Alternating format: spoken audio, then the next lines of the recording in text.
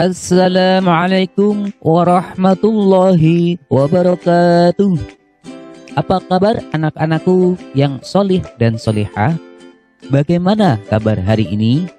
Semoga kita semua dalam keadaan sehat dan selalu dalam lindungan Allah Subhanahu wa Ta'ala. Sebelum kita mulai pembelajarannya, marilah kita berdoa terlebih dahulu. Bismillahirrahmanirrahim. Rabbi zidni ilma warzuqni fahma. Amin. Anak-anak, pada pembelajaran kali ini kita akan membahas tentang mohon pertolongan. Semoga dengan menyimak video pembelajaran ini kalian dapat memahami perilaku mohon pertolongan dan mencontohkan perilaku mohon pertolongan kepada Allah Subhanahu wa Ta'ala. Allah Subhanahu wa Ta'ala mengajarkan kepada kita agar selalu memohon pertolongan hanya kepadanya. Allah Subhanahu wa Ta'ala adalah Tuhan yang menciptakan kita dan yang memberikan rizki kepada kita.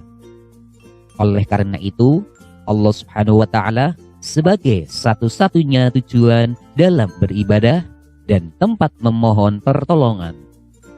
Allah Subhanahu wa Ta'ala berfirman dalam surat Al-Fatihah ayat 5. Bismillahirrahmanirrahim.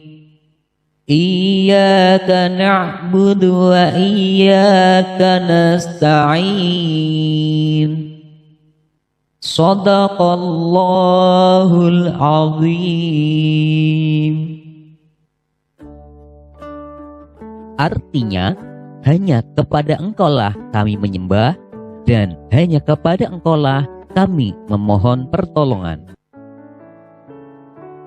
Ayat tersebut menjelaskan bahwa hanya Allah Subhanahu wa Ta'ala satu-satunya tujuan dalam beribadah dan memohon pertolongan.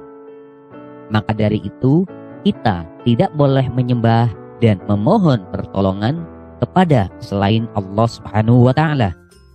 Misalnya, menyembah dan memohon pada matahari, bulan, bintang, pohon, api, dan lain sebagainya, itu namanya perbuatan syirik. Sedangkan orang yang melakukan perbuatan syirik disebut dengan musyrik. Ingat ya, kita beribadah dan memohon pertolongan hanya kepada Allah Subhanahu wa Ta'ala saja. Manusia adalah makhluk yang sangat lemah di hadapan Allah Subhanahu wa Ta'ala, sehingga diperlukan untuk meminta bantuan dan memohon pertolongan kepada Allah Subhanahu wa Ta'ala. Lalu, bagaimana cara kita agar mendapatkan pertolongan dari Allah Subhanahu wa Ta'ala? Caranya adalah dengan berdoa kepada Allah Subhanahu wa Ta'ala. Berdoa dilakukan setiap hari, baik di waktu sempit maupun waktu luang, di waktu sehat maupun waktu sakit, di waktu senang maupun di waktu susah.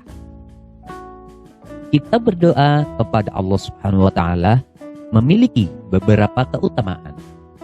Di antaranya adalah dengan berdoa, Allah Subhanahu wa Ta'ala akan selalu menyertai kita. Selain itu, dengan berdoa dapat mendekatkan diri kepada Allah Subhanahu wa Ta'ala. Nah, jika kita mendekat kepadanya, maka Allah Subhanahu wa Ta'ala pun akan mendekati kita. Anak-anak, ada yang tahu tidak kapan waktu yang mustajab atau waktu yang utama untuk berdoa? Ya, waktu yang mustajab atau waktu yang utama untuk berdoa diantaranya adalah sebagai berikut.